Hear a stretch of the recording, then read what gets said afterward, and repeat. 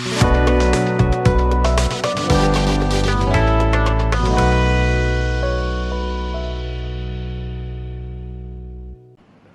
मित्रांनो, हा व्हिडिओ तुमच्यापर्यंत पोहोचेल की नाही याच्याबद्दल माझ्या मनात थोडीशी शंका आहे. काळजी करू नका, हा व्हिडिओ काही महाराष्ट्र भाजपच्या IT सेल बद्दल नाहीये. हा व्हिडिओ काही कशा प्रकारे परदेशातनं वेगवेगळे पुरोगामी हँडल्स भारतातल्या यूट्यूबर्सचा शॅडो ब्लॉकिंग करतात त्याच्याबद्दल नाहीये. मग प्रश्न पडला असेल की हा व्हिडिओ तुम्हाला दिसू नये याच्यासाठी प्रयत्न कोण करणार? तर कदाचित साक्षात गुगल याच्यासाठी प्रयत्न करेल आणि तरी देखील हा व्हिडिओ तुम्ही शेवटपर्यंत बघा अशी माझी तुम्हाला नम्र विनंती आहे. कारण हा व्हिडिओ अतिशय सकारात्मक आहे आणि ही गोष्ट अशी आहे की ज्याच्यामुळे सर्व भारतीयांना अभिमान वाटेल. अर्थात हा अभिमान कोणाचा वाटेल तर ओला, आपण सगळेजण ओला टॅक्सी रिक्षा वापरत असाल तर त्या ओलाचा संस्थापक भाविश अग्रवाल त्याचा अभिमान वाटेल, त्याचा स्वाभिमान, आणि त्याच्या स्वाभिमानामुळे आपल्याला त्याचा अभिमान. नेमकं काय झालंय? त्याचं झालंय असं की भाविश अग्रवालनी एक घोषणा केलेली आहे की आतापासनं तुम्ही जेव्हा ओला ॲप वरनं रिक्षा बुक करता, टॅक्सी बुक करता, काही ऑर्डर करता हॉटेलातनं, तेव्हा त्याच्यासाठी लागणारा जो नकाशा आहे तो नकाशा गुगलचा नकाशा, गुगल मॅप्स न वापरता त्याच्यासाठी ओला आपला स्वतःचा नकाशा वापरणार आहे. आणि हा भारतात बनवलेल्या नकाशामुळे ओलाचे दरवर्षी 100 कोटी रुपये वाचणार आहेत. आणि ते त्यांना शक्य झालेलं आहे ते एका महाराष्ट्रातल्या आणि त्याही पुण्यातल्या कंपनीमुळे. पुण्यातली जिओ स्पॉक म्हणून कंपनी त्यांनी 2021 साली विकत घेतली आणि त्याच्यामुळे आता ओलाला भारतात बनलेले नकाशे वापरता येणार आहेत. देशाची 100 कोटी रुपयांच्या चलनाची बचत झालेली आहे. पण हा विषय देशाच्या आत्मनिर्भरतेचा किंवा झालेल्या बचतीचाही नाहीये. हा विषय कुठेतरी भारताच्या संस्कृतीशी आणि स्वाभिमानाशी निगडीत आहे. याच्या आधी पण ओलानी घोषित केलं होतं की ते मायक्रोसॉफ्टचा अजूर प्लॅटफॉर्म न वापरता त्याच्या जागी भारतात बनवलेला कृत्रिम हा AI प्लॅटफॉर्म वापरतील. हा विषय थोडासा समजायला जड जाईल, पण समजून घ्या, कारण हा भारताच्या स्वाभिमानाशी निगडीत आहे. त्याचं झालं असं, साधारणतः 2-2.5 महिन्यापूर्वीची गोष्ट आहे. भाविश अग्रवालनी एक पोस्ट टाकली होती. त्या पोस्टचा आशय साधारणतः असा होता की जेव्हा त्यांनी लिंक्डइन नावाचं साईट आहे, बरेच जण ते वापरतात, त्या लिंक्डइनवर स्वतःबद्दल शोध घेतला होता की आपल्याला एक उत्सुकता असते की आपल्याबद्दल इंटरनेट काय म्हणते, आपल्याबद्दल गुगल काय म्हणते, आपल्याबद्दल त्यांचा जो आर्टिफिशियल इंटेलिजन्सचा जो बॉट असतो तो काय म्हणतोय. आणि त्याच्यात त्याला जे समोर आलं ते वाचून त्याला धक्का बसला, कारण त्याचा उल्लेख दे असा केला होता. तुम्हाला वाटेल की काय नक्की काय, म्हणजे हे चुकीचं इंग्लिश आहे का? कारण एका माणसाचा उल्लेख आपण ही असा करतो, शी असा करतो, दे असा कसा होईल? पण हे चुकीचं इंग्लिश नव्हतं, तर हे आर्टिफिशियल इंटेलिजन्सच्या नावावर पाश्चिमात्यांची राजकीय मतं आपल्यावर थोपवण्याचा हा प्रकार होता आणि त्याचा भाविश अग्रवालनी निषेध नोंदवला.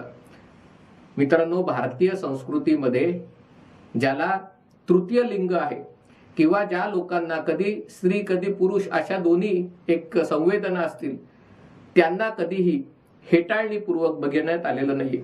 हा देश आहे, हा बृहन्नलेचा देश आहे, हा देश आहे, हा एका प्रकारे बघायला गेलं तर अशा प्रकारे अनेक पात्र इतिहासात आणि पौराणिक कथांमध्ये आपल्याला अशी दिसतात की ज्याच्यामध्ये कधी स्त्री कधी पुरुष किंवा दोन्ही त्याच्यामध्ये त्यांनी स्वरूप धारण केलं असेल. आपल्याकडे अनेक देवदेवता यांना देखील आपण स्त्री रूपात पुरुष रूपात आपण त्यांची पूजा करतो, आपल्याला त्याच्यामध्ये काही गैर वाटत नाही. आणि त्याच्यामुळे भारतात अशी गोष्ट नसताना परदेशात मात्र आता ही जी नवीन चळवळ सुरू झालेली आहे की एखाद्या पुरुषास आपण वाटलं की आपण स्त्री आहोत तर तो कधी स्त्रीसारखे पोशाख करू शकतो आणि त्याला स्त्री म्हणून जगाने मान्यता दिली पाहिजे. उद्या पुन्हा त्याला वाटलं की आपण पुरुष आहोत तर पुरुषासारखा पोशाख करायचा. आणि नुसतं असं करायचं नाही तर आपल्या प्रोफाईलमध्ये सगळीकडे आपलं लिंग लिहायचं. म्हणजे ते फक्त स्त्री पुरुष किंवा तृतीय लिंग असं नाही, तर आपल्याला जगाने कोणत्या लिंग भावात बोलावलं पाहिजे हे लिहायचं. आणि त्यामुळे तुम्ही बऱ्याच जणांचे, तुमच्या कदाचित मुलांचे, नातवंडांचे सीव्ही पण बघितले, तरी त्या सीव्ही मध्ये, बायोडेटामध्ये हल्ली असं लिहिलेलं असतं की ही हिम, शी हर. म्हणजे काय? म्हणजे बऱ्याच जणांना कळत नाही की ही हिम म्हणजे काय, कारण तो पुरुष आहे आणि त्याला पुरुषासारखंच बोलावलं पाहिजे. त्याच्यात ही आणि दे असं असेल तर याचा अर्थ की तो पुरुष आहे, पण तो कधी स्त्रीसारखाही वागू शकतो, कधी पुरुषासारखाही वागू शकतो. त्यालाच माहिती नाही की आपण नेमके काय होते. आणि त्याच्यामुळे जेव्हा तुम्ही असा लिंगभाव लोकांचा ओळखता तेव्हा थोडीशी गडबड भारतीयांना वाटणं स्वाभाविक आहे, कारण भारतीय लोकांना हे नवं आहे. पण अशा प्रकारची गोष्ट जर आर्टिफिशियल इंटेलिजन्स थोपवत असेल आपल्यावर, का? कारण काही पाश्चिमात्य डोक्यांमधनं अशी संकल्पना निघाली असेल. आणि आपल्याकडे काय असतं की आपण अनुकरण करणारा समाज आहोत. आपल्याला असं वाटतं की असं ही हिम, शी हर, ही दे असं लिहिलं नाही तर आपल्याला नोकरी मिळणार नाही, आपल्याला मार्क कमी मिळतील, आपल्याला पुरेसं पुरोगामी समजलं जाणार नाही. आणि म्हणूनही आपण अशा प्रकारच्या गोष्टी करायला लागतो. आणि जी संकल्पना पाश्चिमात्य देशातल्या 5-10 कोटी लोकांपुरती असते ती 140 कोटी लोकांपर्यंत आणि कदाचित 500 कोटी लोकांपर्यंत, कारण मुस्लिम जग अशा प्रकारच्या गोष्टी स्वीकारणार नाही हे मला माहिती, पण साधारणतः 500 कोटी लोकांपर्यंत अशा संकल्पना पोहोचवण्याचा हा प्रकार आहे. आणि त्याचा निषेध भावेश अग्रवालनी केला की हे काय चालू आहे.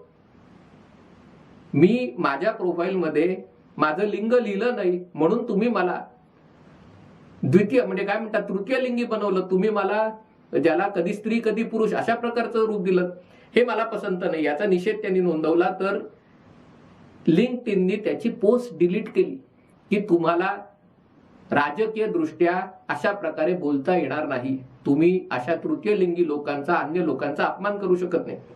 त्याचं म्हणणं होतं मी कधी कोणाचा अपमान केलेला नाहीये, पण तुम्ही तुमची मतं माझ्या डोक्यावर थोपवता हे मला मान्य नाहीये. आणि त्यासाठी त्यांनी पुन्हा एकदा पोस्ट लिहिली, पुन्हा एकदा लिंक्डइननी ती डिलीट केली. आता मात्र भावेश अग्रवालचा संताप झाला आणि त्यांनी घोषित केलं, कारण हे लिंक्डइन आहे ते मायक्रोसॉफ्टच्या मालकीचं आहे. अर्थात मायक्रोसॉफ्टच्याही अध्यक्षपदी भारतीयच सत्या नाडेला, जे आंध्र प्रदेश आहेत, अर्थात ते आता अमेरिकन नागरिक आहेत, पण मायक्रोसॉफ्टच्या अध्यक्षपदीही सत्या नाडेला आहेत. पण मायक्रोसॉफ्ट ही एक अमेरिकन कंपनी असल्यामुळे, बहुराष्ट्रीय कंपनी असल्यामुळे त्यांना या सगळ्या गोष्टींचं महत्व आहे. आणि म्हणून भावेश अग्रवालनी घोषित केलं की बस, तुम्ही मला जर असा त्रास देणार असाल तर मी तुमची क्लाउड कॉम्प्युटिंग, आर्टिफिशियल इंटेलिजन्स सेवा वापरणारच नाही. कारण तुमच्या आर्टिफिशियल इंटेलिजन्स सेवेमुळे तुम्ही माझं लिंग बदल केलात आणि अशा प्रकारची राजकीय मतं तुम्ही भारतीयांवर थोपवताय. आणि म्हणून त्यांनी कृत्रिम हा नवीन एक प्लॅटफॉर्म घोषित केला. आणि त्याच्यात त्यांनी सांगितलं की मी मायक्रोसॉफ्टला दरवर्षी या अजूर क्लाउड कॉम्प्युटिंगसाठी, आर्टिफिशियल इंटेलिजन्स सेवेसाठी 100 कोटी रुपये देत होतो.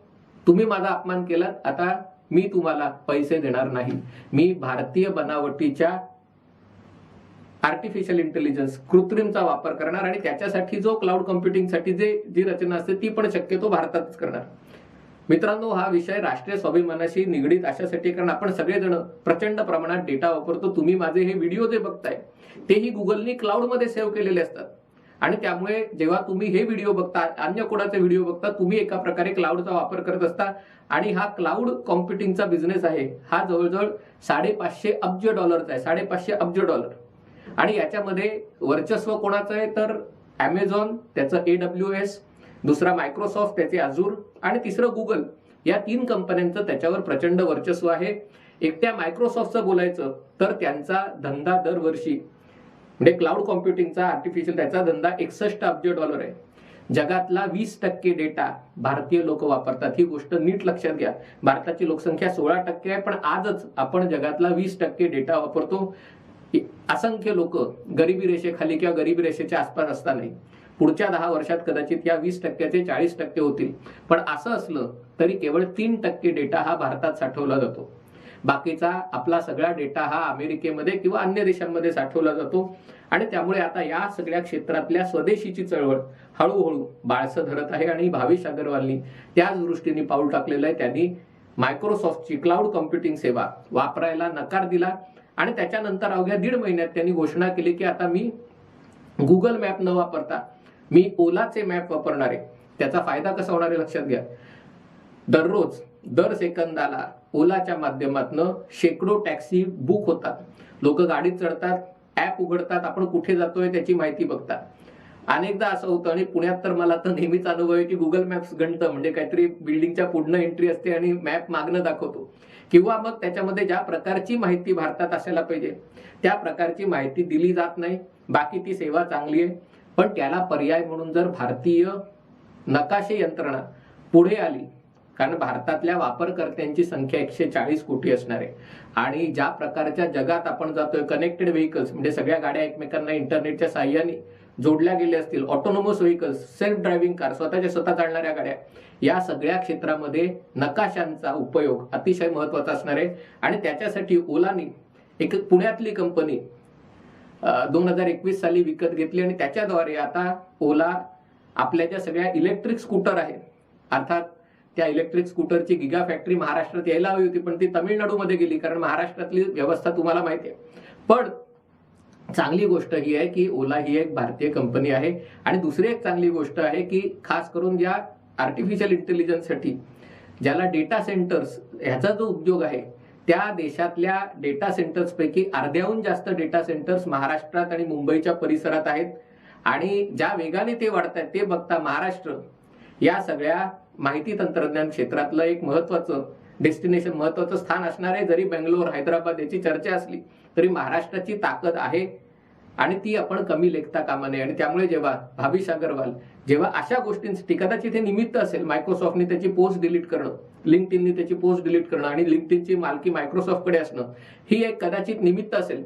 पण या निमित्ताने जर भाविश अग्रवाल अशा प्रकारची भूमिका घेत असेल आणि खास करून माहिती तंत्रज्ञानात स्वदेशी आत्मनिर्भरतेच्या दृष्टीने पावलं उचलत असेल तर या पावलाचं आपण भारतीयांनी म्हणून स्वागत केलं पाहिजे. भाविश अग्रवालच्या स्वाभिमानाचा आपल्यालाही अभिमान वाटायला हवा. तुर्तास इथेच थांबतो.